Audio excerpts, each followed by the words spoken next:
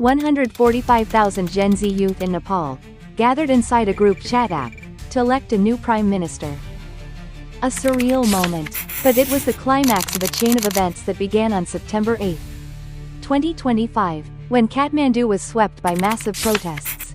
Tens of thousands of young people, mostly General Z, stormed the streets after the government blocked nearly all social media platforms, accusing them of failing to register under new surveillance laws.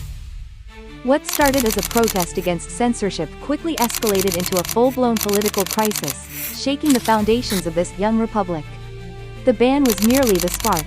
The fire had been smoldering for years, fueled by deep-rooted frustrations over economics, politics, and society.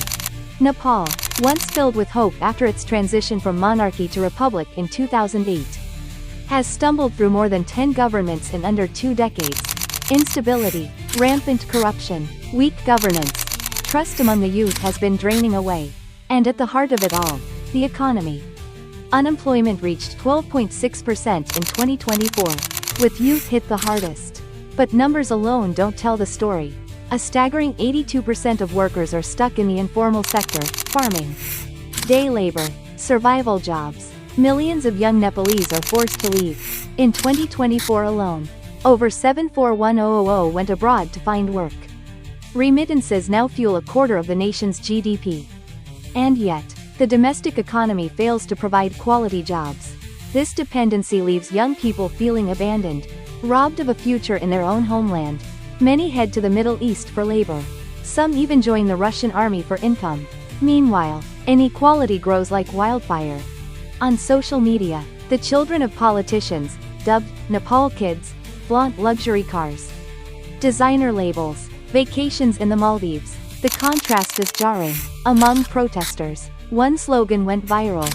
The children of the powerful return with Gucci bags. The children of the people return in coffins. To understand this chaos, one must look deeper. Nepal's democratic system was not born organically, it was imported, hastily grafted onto a multi-ethnic, multi-identity society. The Westminster-style, winner-takes-all, system turned fragile coalition politics into a battlefield of power and patronage. The result? Since 2008, 14 governments, none completing a full term. On the surface, Nepal wears the clothes of modern democracy.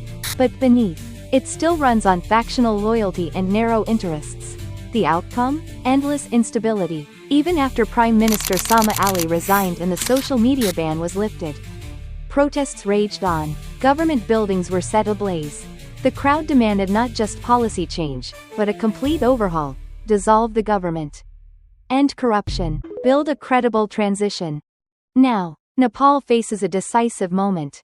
A general election is set for March 5, 2026. Until then, former Judge Susila Kaki, the first woman to lead Nepal, has stepped in as interim leader. Chosen through an unprecedented vote, she has vowed to tackle corruption head-on, promising to heed the demands of the Gen Z movement that forced her predecessor out. The Gen Z uprising in Nepal is not just about social media. It is about a generation rising up against injustice, corruption, and stagnation. But with this awakening comes risk, a power vacuum, fresh instability, and collapsing trust in politics. In the end, the future of Nepal depends on one question.